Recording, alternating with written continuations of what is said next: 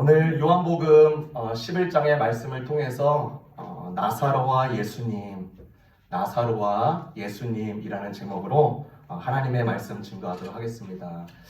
저희 요한복음을 보면서 많은 시리즈가 나옵니다. 근데 저희가 계속해서 7가지의 표적, 그러니까 지금 계속해서 보는 것은 표적 시리즈입니다. 그러니까 7가지 표적 중에서 마지막 표적이 되는 것입니다. 나사로와 예수님의 이 대화와 만남과 이 과정들 통해서 어떻게 우리에게 교훈하시고 메시지를 던져주는지 함께 살펴보고자 합니다. 그 표적은요, 전에도 말씀드린다시피 표지판과 같습니다. 그러므로 표지판이 가리키는 내용을 자세히 살펴봐야 됩니다. 표지판 자체에 머무르는 함정에 빠지면 안 된다. 그 안에 들어있는 메시지를 계속 확실하게 체크하고 붙잡는 것이 너무나도 중요하다는 것을 우리에게 계속 알려주고 있습니다. 예수님께서 이제 사역 중에 예루살렘에서 많은 유대인들과 변론을 하시고 유대인들이 그를 하나님을 모독하는 자로 이렇게 치부하시면서요, 이제 돌로 많이 쳐서 이제 죽이려고 할 때 요단강 저편으로 몸을 피해서 이제 계신 상황이었습니다. 그때 마리아와 마르다 이 두 자매가 베다니라는 지역에 거주하고 있었는데 그 아는 사람을 보내서 그의 오빠가 병들었다고 이제 알려주기 위해서 사람을 예수님 있는 쪽으로 보낸 것입니다. 계속해서 이 요한복음을 이렇게 기재한 요한 이 사도는요, 이 카메라를 자기가 가지고 있는 이 카메라를 나사로에게 집중하지 않고 예수님의 말과 행동에 계속 이렇게 포커스를 둡니다. 그러면서 이제 예수님의 말과 행동이 어떠한지 우리에게 이제 보여주시는 거죠. 나사로가 오랫동안 병에 걸려 죽음에 이르는 병에 걸렸음에도 예수님은 이 소식을 듣고도 지금 계시는 곳에서 이틀을 더 유합니다. 그리고 나서 이제 베다니 지역, 즉 나사로가 병든 그 지역으로, 즉 유대 땅에서 3km 떨어진 그 지역으로 이제 가려고 하는 것입니다. 그러면서 15절에 이렇게 말씀하십니다. 너희를 위해 내가 거기 없었던 것을 나는 기뻐한다. 이것은 너희가 믿도록 하기 위해서이다. 이제 가자. 그 병든 소식을 들었을 때 당장 이렇게 불이 나게 뛰어난 것이 아니라 오히려 그 기간을 늦추시면서 그 병의 악화 상태를 기다리고 오히려 이렇게 말씀하시는 것입니다. 제자들을 위해서 본인 자신이 지금 현재 베다니에 있지 않은 것을 나는 매우 기쁘다. 왜 기쁘다고 하셨을까요? 나사로가요, 죽음으로 향하는 이 과정을 통해서 예수님은 제자들에게 심겨줄 무언가가 있었다는 것을 이 예수님은 그걸 드러내기 원했습니다. 그것은 바로 믿음이었습니다. 제자들은요, 예수님이 베다니 지역, 즉 유대 땅에 가까이 가면 안 되는 이유를 알고 있었습니다. 유대 땅 가운데, 그러니까 즉 예루살렘을 정점으로 하고 있는 그 유대 땅은 예수님을 단번에 알아봤고요. 그 다음에 오기만 하면 이제 돌로 쳐 죽일 준비를 하고 있는 그 땅에 가지 않아야 될 이유를 확실하게 알고 있는데, 그러나 주님의 시선은 예루살렘에 가까운 그 3km 떨어진 베다니 지역에 나사로에게 고정되어 있는 것입니다. 그리고 그곳에서 일어나는 주님의 능력을 통해서 제자들에게 전달할 메시지, 평생 붙잡아야 될 이 믿음을 전가해 줄 생각에 너무나 기뻐하시는 것입니다. 너무나 행복해 하시는 거예요. 여러분은 어떨 때 행복하십니까? 그 SK그룹 회장에게 어느 때 행복하냐고 이렇게 하니까 질문이 이거였습니다. 자유할 때 행복합니다. 예를 들어서 얘기하기를 지친 몸을 이끌고 집에 와서 아무도 방해받지 않는 공간에서 그 시간에서 라면 하나 끓여 먹으면 참 행복하더랍니다. 그 이나 씨가, 저희 첫 딸 이나 씨가 항상 이곳에서 지내면서 행복해 라고 하는 것을 들었습니다. 그래서 어느 날 제가 한번 물어봤습니다. 이나 씨, 뭐가 그렇게 행복해? 라고 물어봤는데, 여기 있는 게 행복하고요, 집에 있는 것도 행복하고, 교회도 있는 게 또 행복하고, 언니들 만나는 것도 행복하고 앞에 호수 걷는 것도 행복하다는 것이에요. 그래서 저는 그 얘기를 듣고 저한테도 한번 질문을 해봤습니다. 나는 어떨 때 행복할까? 이게 단번에 질문이 이렇게 떠올랐고 대답도 떠올랐습니다. 저의 답은 그것이었어요. 감사함을 느낄 때 행복하더라고요. 예를 들어서 최근에 이나 씨가 저에게 툭 터놓고 이야기를 이제 할 때면 그것이 참 감사하고 고맙더라고요.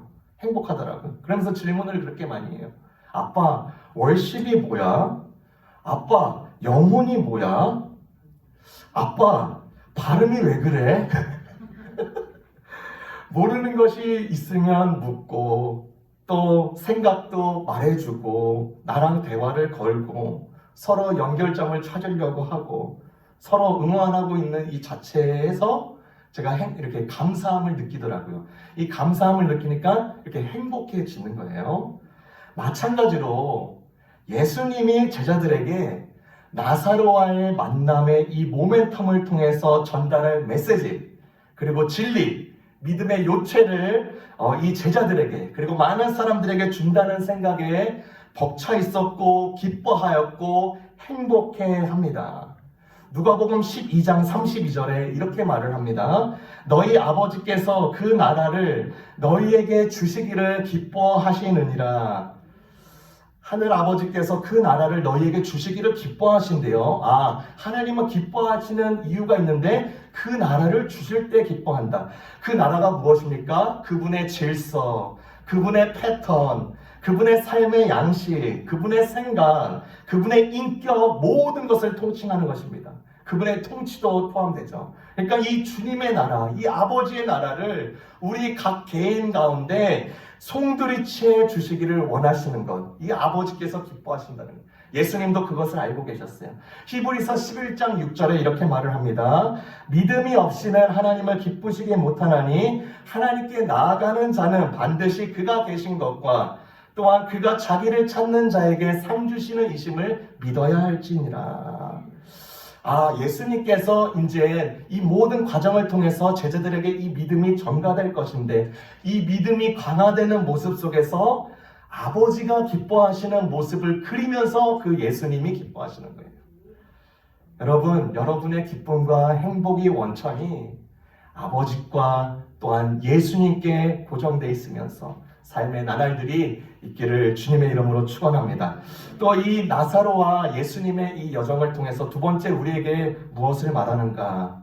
첫 번째는 주님의 진심 어린 기쁨을 나타냈죠. 주님의 진심 어린 기쁨을 나타냈다. 두 번째 우리에게 보여주시는 것은 주님의 참된 위로가 임한다는 것입니다. 주님의 참된 위로가 임한다. 예수님께서 이틀을 더 머무르시고 나서 이제 유대 땅 안에 있는 그 베다니 지역에 이제 가시기로 결정을 합니다. 이제 가시는데 마르다가 예수님이 그 땅에 오고 있다는 소식을 또 듣습니다. 그리고 나서 집에 머무는 것이 아니라 저기 동네 어귀에 나가서 이제 예수님을 맞이하는 거예요. 그러면서 예수님을 보면서 이렇게 말을 합니다. 예수님이 여기 계셨더라면 제 오빠가 죽지 않았을 거예요. 이렇게 말을 해요. 아쉬움을 토로하는 것이죠. 자포자기적 뉘앙스를 내비칩니다. 근데 예수님은요, 대화를 이렇게 이어가십니다. 너의 오빠가 살아나리라. 이 얘기를 했는데 또 마르다가 거기에 대해서 답변을 해요. 예수님 압니다. 마지막 날 부활 때 오빠가 다시 살아날 것을 저는 믿습니다. 저는 알고 있습니다. 라고 말을 해요. 그리고 나서 예수님이 그 유명한 말씀을 11장 25절에서 26절에 이렇게 말을 하죠. 나는 부활이요 생명이니 나를 믿는 자는 죽어도 살 것이며 누구든지 살아서 나를 믿는 자는 영원히 죽지 않을 것이다 라고 말을 합니다.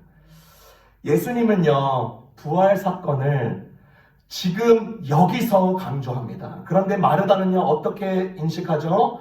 그때 거기서로 말하고 있는 것이죠. 마르다뿐만 아니라 유대인들이 가지고 있었던 잘못된 부활 인식을 제대로 깨우쳐 주길 원하십니다. 너의 오빠가 그리고 나는 부활할 것이다 라고 미래형 종교 어미를 사용한 것이 아니라 예수 안에서 이 부활은 교리나 철학이 아닌 현실이다, 현재이다 라고 분명하게 밝힙니다. 부활은 우리 삶이 다한 후에 기대할 수 있는 가상현실이 아니라요, 지금 여기에서 경험되는 실제 현실이 된다는 것을 예수님은 밝히 알려주고 있는 것입니다. 예전에 예수님께서 사두개인들과 부활에 대해서 이야기한 때가 있었습니다. 이 사두개인들은요, 부활을 믿지 않는 사람들의 그 종파였습니다. 그 사람들과 부활에 대해서 이야기할 때 예수님께서 아브라함에 대해서 거론을 하십니다. 그러면서 이렇게 설명을 했어요. 하나님은 죽은 자의 하나님이 아니요 산 자의 하나님이다 라고 역설하셨습니다. 즉 아브라함은 그때 당시 4,000년 전, 지금으로부터 4,000년 전에 죽었습니다. 흙이 되었습니다. 그것으로 끝났다면 하나님은 죽은 자의 하나님일 수밖에 없습니다.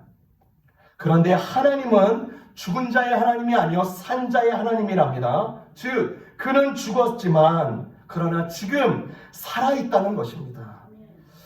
모세가 모압 평지에서 3,500년 전에 죽었습니다. 가나안 땅을 그렇게도 그리던 그 코앞에 몇 시간이면 걸어가면 그 당도하는 그 땅을 앞에 두고 모압 평지에서 죽었어요. 그런데 그 죽음이 거기서 끝이 아니라 예수님의 공생의 기간 중에 우리 변화산 사건을 잘 압니다. 예수님의 모습이 영광스러운 모습으로 변화할 때 그곳에 누가 나타나죠? 모세가 나타납니다. 그리고 엘리야도 나타나요. 즉 모세의 영은 죽지 않고 살아있다는 것을 분명하게 보여주셨습니다. 예수님의 십자가를 달려 돌아가셨을 때 양옆에 강도로 인하여서 죽어지는 사람들이 있습니다. 그 우편에 있던 그 강도가 죽기 전에 회개를 하는 것입니다. 그러면서 그 강도에게 말하기를 너가 마지막 심판날에 다시 살아나리라 라고 말씀하신 게 아니라 어떻게 말씀하셨죠? 오늘 너가 나와 함께 낙원에 있으리라고 말씀하셨습니다. 강도의 육체는 죽을지라도 그의 영은 즉시 영원한 천국, 영원한 생명 속에 있을 것이라는 것을 분명하게 예수님은 말씀해 주셨습니다.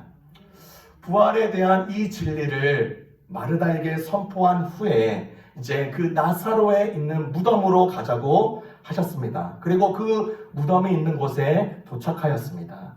옛날 그 이스라엘의 고대 근동 지역에서는요, 돈이 형편이 안 되는 사람들은 그냥 길거리에 있는 그냥 땅을 파서 묻었지만 좀 여유가 있는 사람들은 동굴처럼 파서 그곳에 돌을 삼면으로 깔아놓고 그 시체를 뉘어놓습니다. 그러니까 본인뿐만 아니라 가족들도 같이 이렇게 무덤 이렇게 안에 안치할 수 있도록 그렇게 고안되어 있습니다. 그리고 나서 동굴 그 입구를 돌로 이렇게 막아놓습니다. 나사로의 무덤이 그와 같았어요. 많은 사람들이 그곳에 모여서 울고 있는 것을 봅니다. 이 형제 자매들이 사람들에게 꽤나 촉망받고 또 이렇게 사람들에게 인품 좋은 사람으로서 이렇게 소문이 난 것 같아요. 많은 유대인들이 와서 위문하고 있는 것이죠. 그 주위에서 울고 계셨습니다. 35절에 보니까 예수님도 그 모습을 보면서 울고 계셨습니다. 마리아, 마르다, 나사로를 진심으로 사랑하셨던 모습을 우리가 볼 수가 있습니다.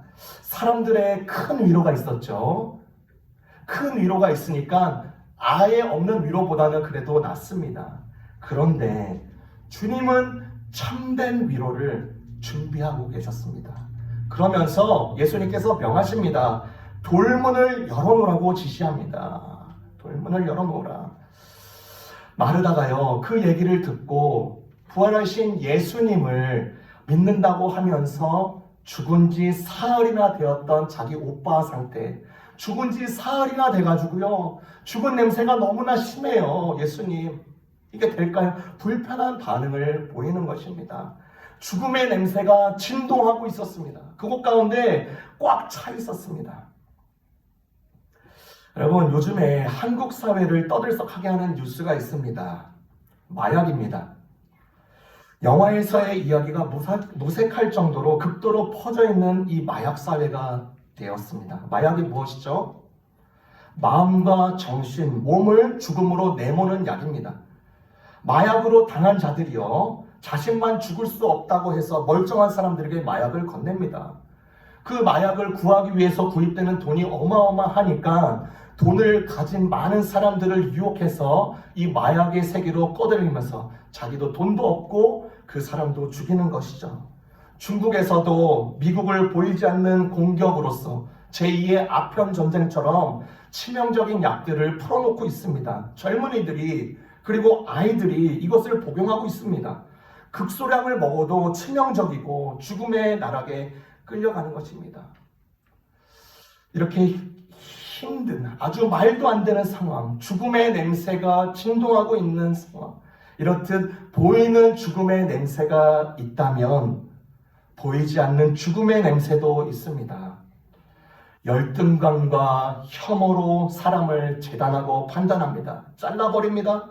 사회가 철저히 이해관계와 이득관계로 갈라져 있습니다. 젠더가 이슈화되면서 내 편, 너 편, 네 편이라고 합니다.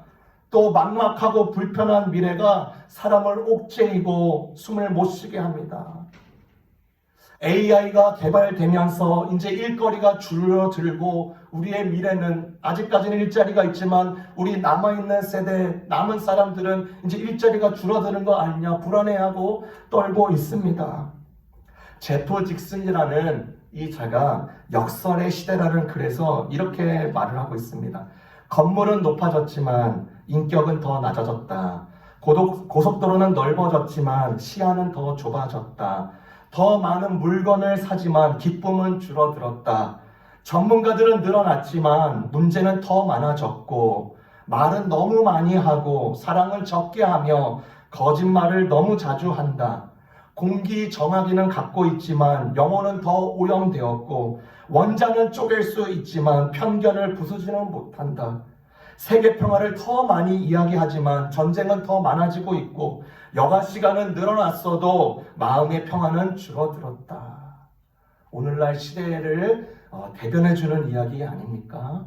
보이지 않는 죽음의 냄새가 우리 공간 가운데, 우리 시대 가운데, 우리 세대 가운데 여전히 편만하게 퍼져 있는 것을 우리가 보게 됩니다. 쾌락을 느끼게 하는 더 많은 약들, 위로를 얻기 위해서 복용하는 약들, 그럼에도 불구하고 이 죽음을 조장하고 경험하고 있는 이 순간으로부터 어떻게 건진받을 수 있습니까? 이 죽음의 냄새가 진동할 때에 필요한 분이 누구십니까? 예수님은요, 무덤이 열린 나사로의 무덤을 향해서 큰 소리로 외칩니다. 나사로야, 나오라 라고 말씀하세요. 김기성 목사님은요, 이 부분을 이렇게 표현했습니다. 바람과 물결을 꾸짖던 예수가 지금 죽음과 맞서고 있다. 에덴 이후에 생명을 사로잡고 있던 이 죽음의 세력에 맞서 예수는 생명을 깨운다.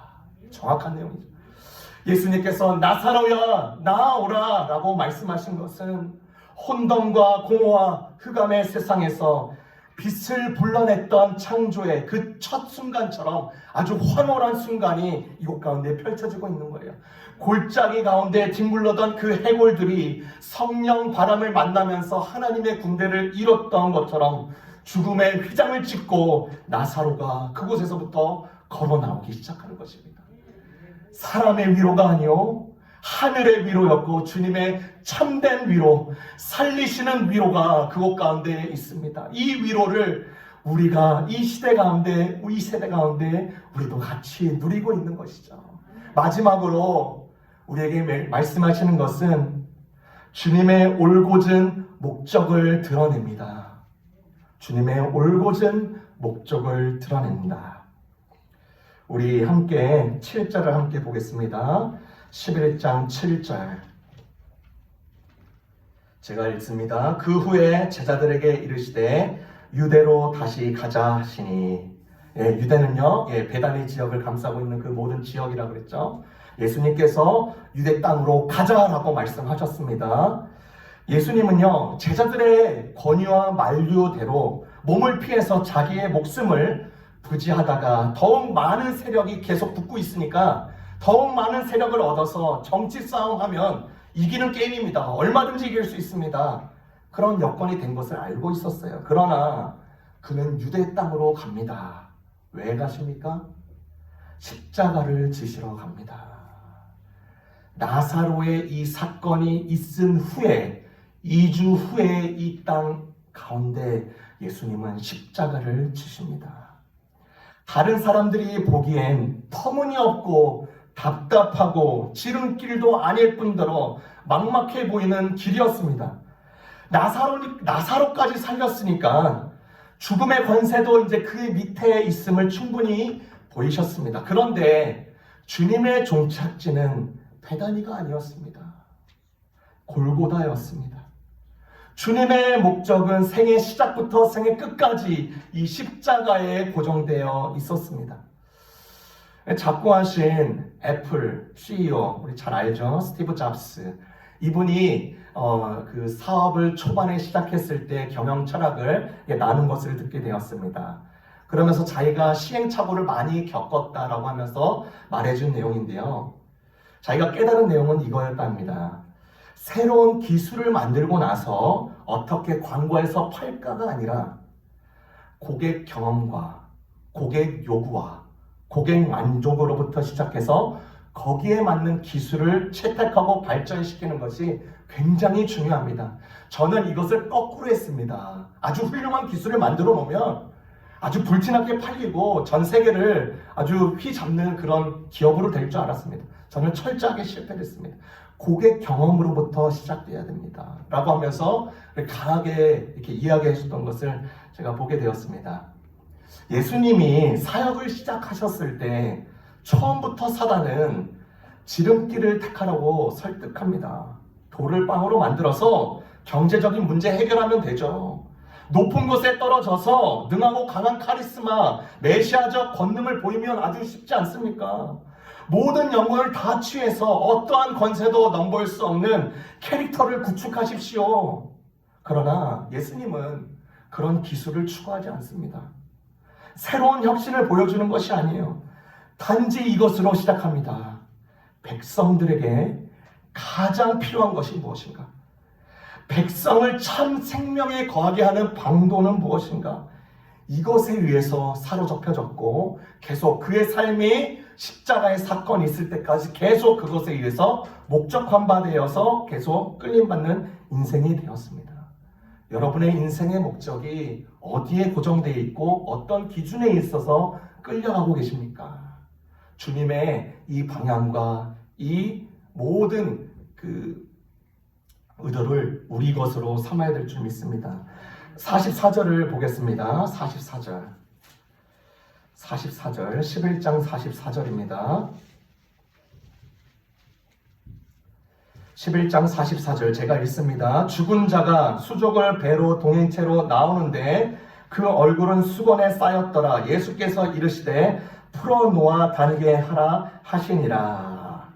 이때 당시에 모든 시체는요, 그 배로서 모든 몸을 감싸고요, 얼굴은 천으로 감싸 있습니다. 그러니까 꼭 미라의 형상을 생각해 보면 됩니다. 그 모습을 가지고 그 예수님이 있는 곳으로 나오는 것입니다.